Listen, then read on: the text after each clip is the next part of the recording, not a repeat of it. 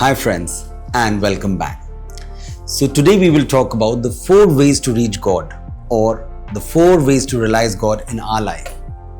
In today's times we call it the 4 ways towards self-realization or our enlightenment, and in the yogic philosophy we call it the 4 paths of yoga or union with God. So firstly, we need to know and we need to understand that we really don't reach God even after our death, which most of us think that we do, but our death is no guarantee or surety for us to realize God.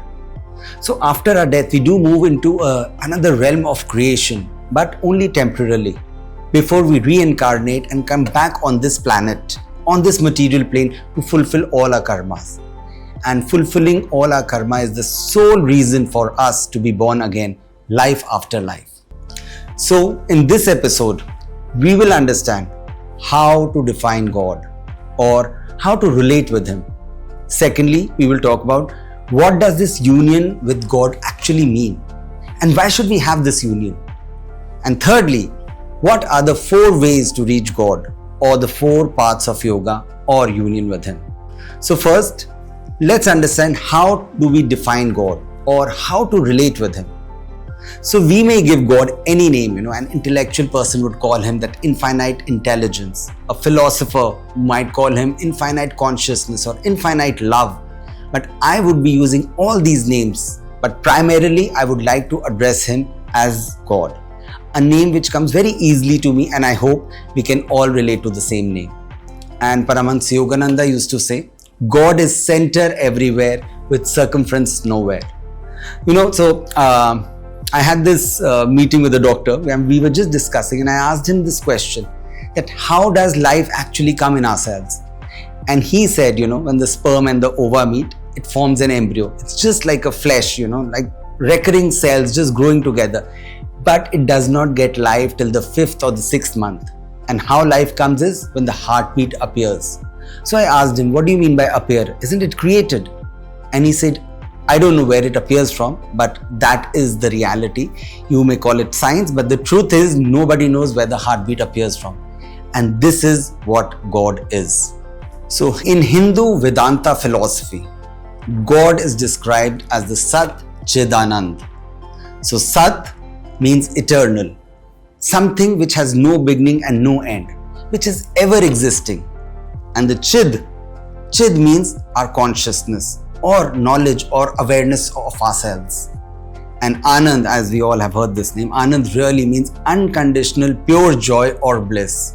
And if you will really think what bliss is actually a combination of peace, joy, happiness all together, and we all want to experience this state. Paramahansa Yogananda used to just call Sat-Chid-Anand as ever existing, ever conscious and ever new bliss. So this absolute pure consciousness which we are talking about, it existed. So God existed even before the creation and even before the creation of time and space. This consciousness which we call God, the bliss, the true nature of this bliss is to always share and express itself. And hence God also wanted to share Himself, and hence He created the creation. And to experience that creation Himself, He created all of us. And we call it the cosmic circus. So we all are a part of this consciousness and we are made in the image of God, and hence we also share the same qualities and want to be in that state of joy and happiness always. So for example, whenever we get a good news, what is the first thing that we do? We just pick up the phone and we want to share it with our family or friends, to the extent we go out and watch a movie. And if that movie is nice, what is the first thing you do? You just come out of the hall and you want to either post it on the social media, oh, this movie is great, everyone must watch it. Or you want to just call up a friend and just tell them, guys, I saw this movie, it's fantastic, it's great. And that's how we are made. And that's how we always want to express and share our happiness. So if you will see that if God is happiness, He is consciousness, and we also want to express the same thing and also experience the same thing, then we can say we are seeking happiness, and in a way we are always seeking God. So after defining God, let's now come to the second question. What is yoga? Or as it's said in the Vedanta philosophy, what is this union with God? So union literally means the union or merging of this finite individual consciousness with infinite cosmic consciousness, that is God. Or this individual soul with that infinite spirit from where we are actually coming from. So God is our source and He is our final destiny, which we call the union. So God is this infinite consciousness and bliss, and to approach or tune into anything, we must also vibrate at the same level. So to tune into God, we also have to raise our consciousness and expand our joy. That's the only way where and how we can realize Him. So the second question is, why do we want this union and what's the purpose behind it? So as I said, we all are seeking happiness in everything that we do, in various roles we play. Like a father, he wants to be happy just seeing his kids to be happy. As a student, you want to do good because you need that acknowledgement, and that acknowledgement is what gives you happiness. And as a friend, you want to roam around with your friends just to be happy. And we are seeking this happiness. We are trying to avoid misery, sadness, and we are just want to be happy in every situation which comes our way. The problem is that we confuse this happiness with enjoyment, and we are trying to seek it in things outside of ourselves. We think that car, that job, that situation, that relationship will give us happiness. But yes, they do give us some kind of happiness or enjoyment initially, and it's temporary, because if that car or house had the capability to give us everlasting happiness, then we should have been happy till the time we had that car, or till the time we had that house, or we were staying in that house. But that is really not the case. So to understand why God created this world and why we want to go back to Him, let's understand this with an example. And the best example God Himself has given us by creating our parents, or when you are a parent, how you always want that your kids should be happy and they should enjoy. So as parents, when we send our kids out to play in the ground, now when do these kids come back? They really want to be happy and they're constantly playing, and they come back when they get tired, when they get bored, or they get hurt, or when they are hungry. Similarly, when we are in this world and we enjoying various things, we go back to God when we get tired of all these things, because we realize, how long that happiness comes from those parties which we go every day, or those movies which we watch every day, or how when we get hurt by our own relationships or hurt in any aspect of our lives, we look at God, or when we are really hungry for more, to tap into something higher than ourselves. It's only those times when we think of God. And actually, if you will really realize, it's those times we are actually looking for something which will give us everlasting and more happiness from what we already have. So we just don't realize where the true source of lasting joy is. We are just chasing it in the wrong directions. So our state of mind and our energies are very intimately related with each other. And the yogis realize this science and relationship between our happiness and our energies. So for example, when we are happy, how our energies just travel up in our spine, causing us to lift up our chest, our shoulders go back, and head goes up, and we have a smile on our faces, and we affirm to ourselves, oh, I feel on top of the world, or I'm feeling high in my spirits. And in contrast, when we feel sad, our energies travel down, our head, our shoulders, everything just drops, and we feel low. And at that point of time, we affirm, oh, I feel so low, I'm depressed, or I feel downcast. How kids, when they are happy, they jump with energy and they're running around everywhere. And when they are sad, how they just curl up on the floor and they are crying. It's actually like the energies is going down. And nobody has taught us how to behave like this. It comes so automatically. And this is the science which yogis realized.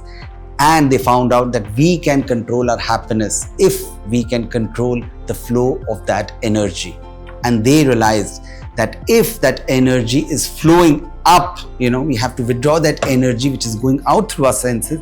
If we can control or reverse that flow of energy, get that energy up in, and we offer it up, we will reach a state of happiness.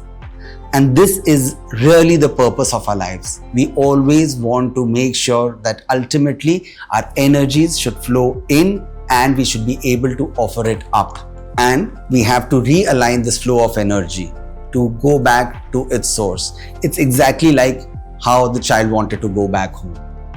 But why is it not happening? Because all of our energies is all the time going out and it's going down in the various things, as we discussed. We're seeking happiness is various things outside of ourselves. We have so many likes and dislikes. We have so many attachments and repulsions. We have fear of things. We have fear of failure, or we have fear of the future. All these things are actually taking our energies down. But if we realize that if we can control our energies and we can offer it back, then we can realize our true source of happiness and we can have the power to be happy at all times.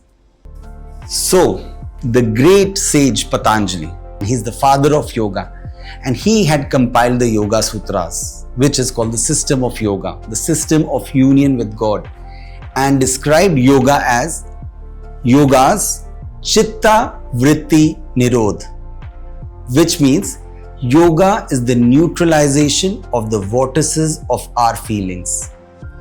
So, our various likes and dislikes towards various things, whenever we think of something, if we want that car or we want that house, how our energies go out in that direction. And it's not that the energy just goes in and comes back. It actually revolves around that thing. And we're constantly thinking of that thing, that till the time I will not achieve that car, I will not be happy. And these little desires, they create like little whirlpools. And this is what are called the vrittis, and in English it's called the vortices. And these vortices, the millions of vortices in our astral spine, which is the main channel of our energies to flow. And these vortices is what obstructs this natural flow of energy which had to move up. So the question is, how do we neutralize these vortices? Or how can we make this energy flow up? So how, when there is a strong flow of water in a river, when you see a river and it's calm and the current is not very strong, you'll see these little vortices, little whirlpools on the bank of the river. And you can even see a lot of dirt at the sides of the river. But the moment there is a strong current in the river, how that strong flow of water just takes away all these whirlpools and all these dirts. Similarly, if we can increase that flow of energy within us through certain tools, which I'm going to share with you, the 4 ways, we can help us dissolve all those vortices, all those desires which naturally come in and set themselves in our spine. So we have to increase the flow of this energy up through our spine to dissolve these vrittis. And there are multiple ways or multiple paths of doing this. So as I spoke, there are 4 ways of yoga, 4 ways to union. They all lead to the same goal. It's just that their emphasis is different. It just depends on, your own temperament, your own inclination, which path you will take. But let me be very honest to you, we all are following some path or the other, and we're just following it in some part and some times of our lives.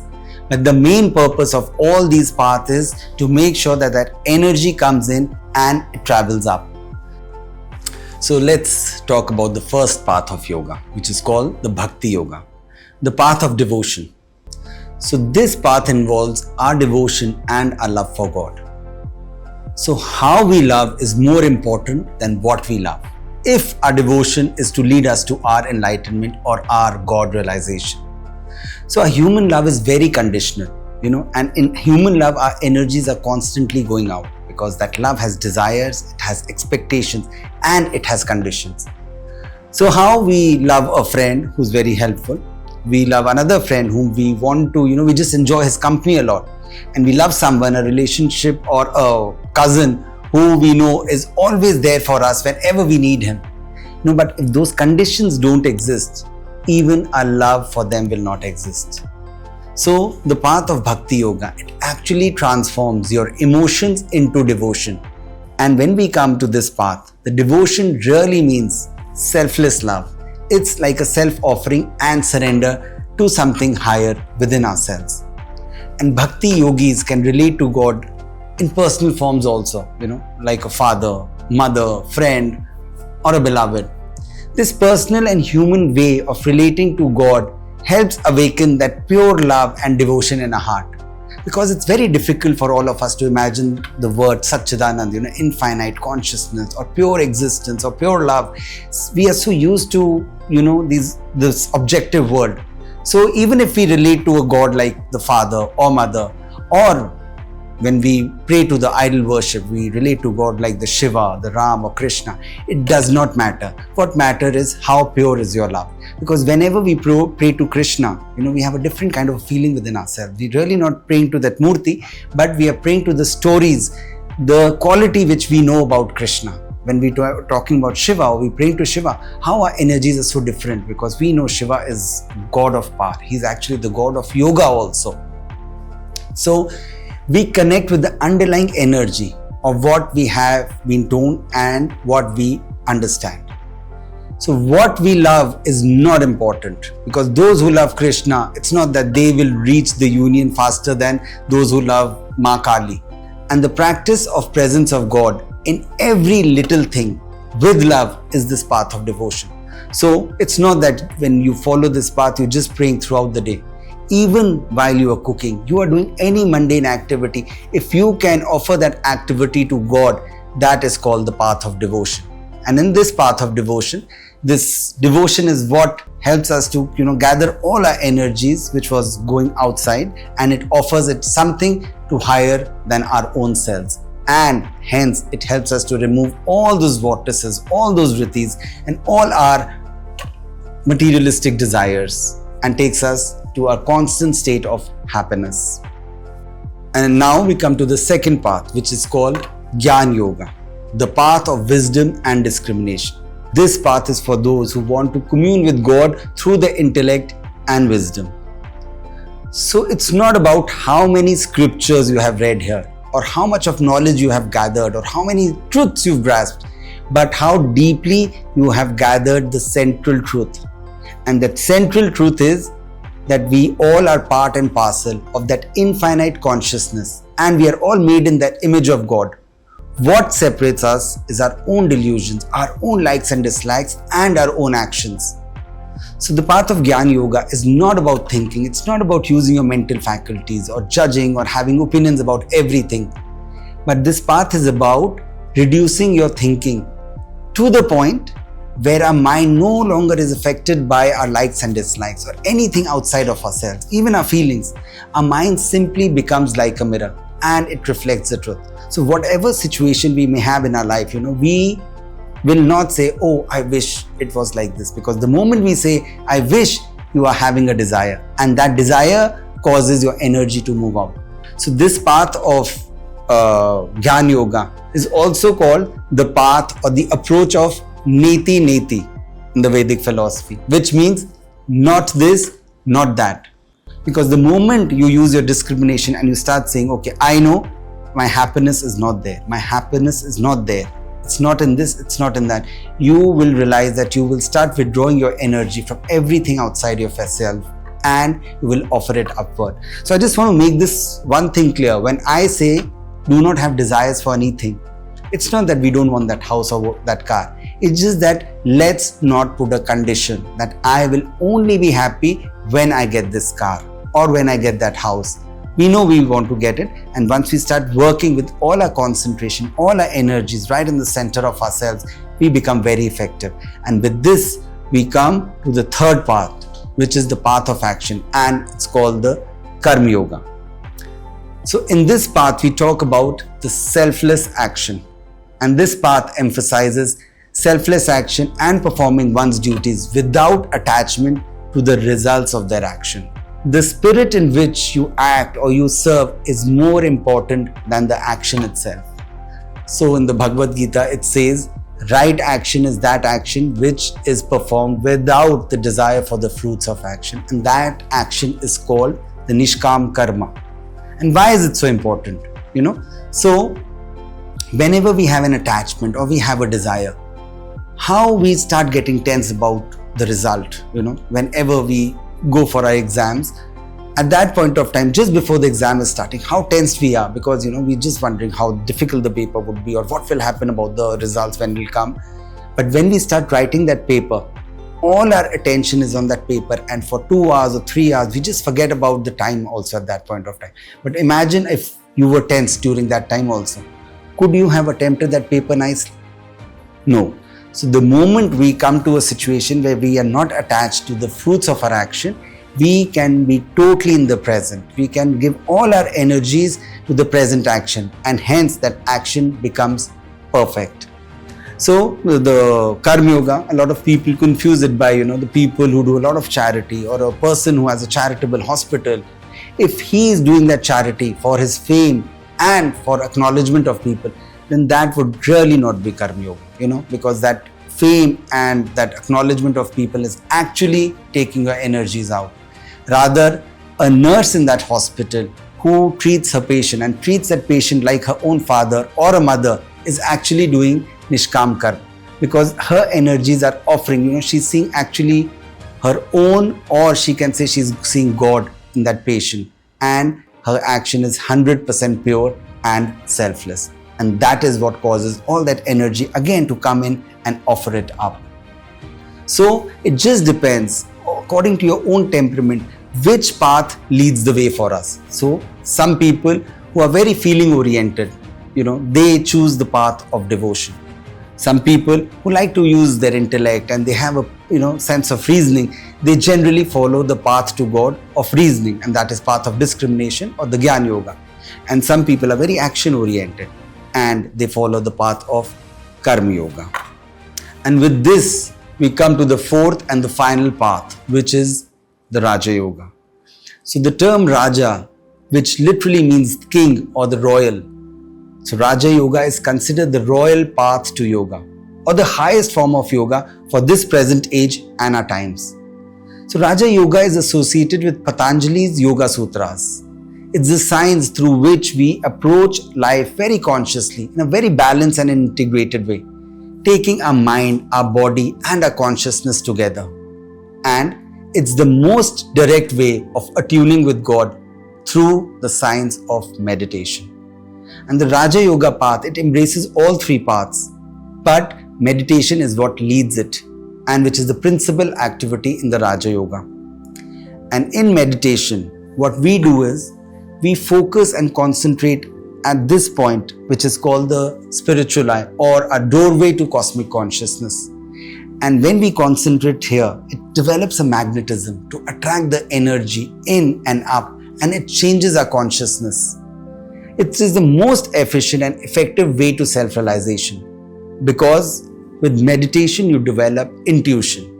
It's a direct perception of truth. It's a direct perception of God, not by any reason, logic, but by a simple knowing from within. And Kriya Yoga, which is such a famous thing, it's an advanced meditation technique on the path of Raja Yoga. It's not only the most ancient, but the most central and efficient teachings of yoga. In Kriya Yoga, we become aware and directly control the movement of this life force, up in our spine. And this movement, when we offer it consciously, it magnetizes our spine and the nerve channels in our brain to receive cosmic consciousness. We are able to attract cosmic consciousness or the grace of God through a practice of Kriya. So, I have been meditating for past 12 years. And it's really been a soul discovering journey for myself. And it's transformed me completely from a very restless person to a calm self within myself. I am very much at peace with what I am, who I am, and things outside of myself don't bother me as they used to before. And I can focus a lot on my present and my actions. And it's not that the challenges have stopped coming in my life. It's just that I have gained more strength to face those challenges. So I learned Raja Yoga from Ananda Sangha, which is in Panchsheel Park, Delhi. And Ananda Sangha is founded by Swami Kriyananda, who's the direct disciple of Paramahansa Yogananda. And he's got centers all across the world. And they teach and offer Kriya Yoga as a technique. And you can learn more about it on their website. They teach it online and offline. I will share below their website where you can get all further details and information. So guys, remember, every step you take towards being more conscious brings you closer to your own highest self. And if you found this episode inspiring and insightful, please share it with your friends and family. And don't forget to subscribe. Until next time, stay positive, stay inspired, and keep shining.